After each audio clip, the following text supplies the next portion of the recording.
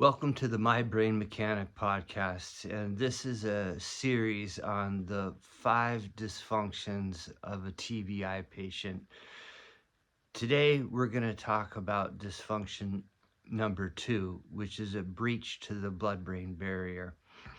Now, it does not take a big hit for the blood-brain barrier to get breached.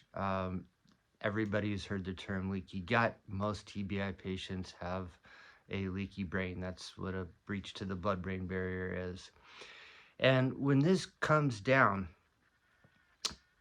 a couple things happen. Back in 22, there was an article about scientists have discovered an amazing way to stop the body's immune system from attacking and killing brain cells. And then it goes through the article and says, to date, there are no effective treatments to prevent or reverse the damage after a TBI. Again, because they're always looking at one pill for this ill.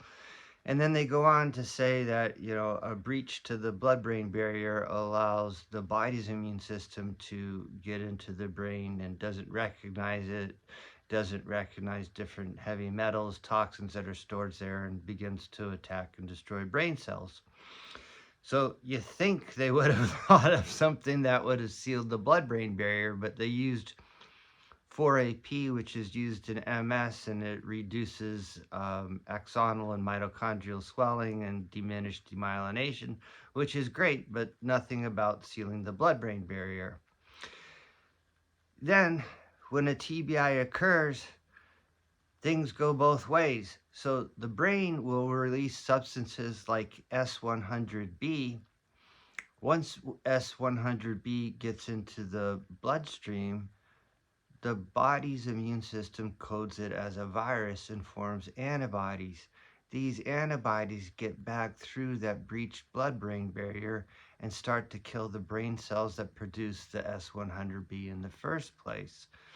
So it's again absolutely essential to seal the blood-brain barrier. And there really is, again, no drug to seal the blood-brain barrier.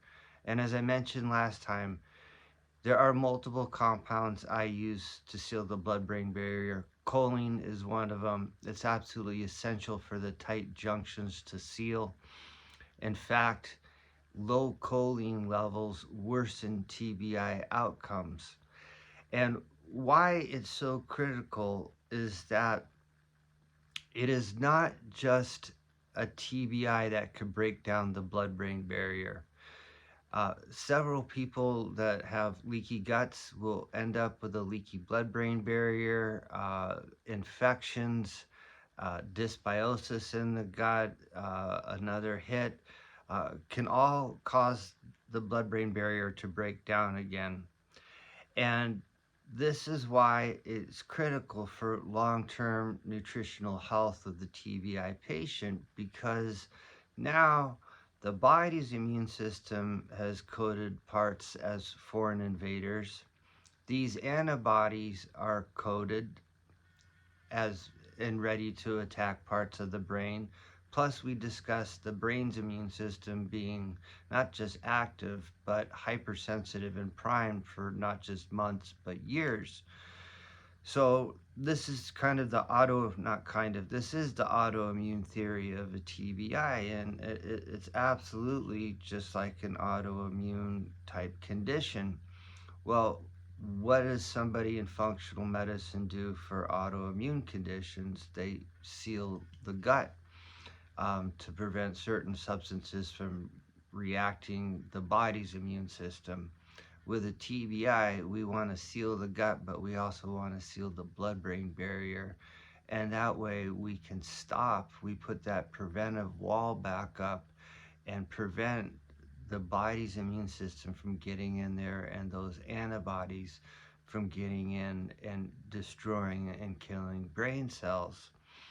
And as I was saying, that other factors like dysbiosis with the gut, neuroinflammation can break down the blood barrier. So you can start to see now how everything's interconnected. But it is absolutely critical that this is one of the dysfunctions that can play a huge role when we seal it back up. I hope this was informative. The next video, we're going to talk about the gut-brain axis, and this is where it gets, I don't want to say exciting because none of this is exciting for a TBI patient, but what's exciting is that there are answers out there. So we're going to look at the gut-brain axis and a somewhat relatively new term called GBDI, gut-brain disorder interactions, and how a TBI patient absolutely has that.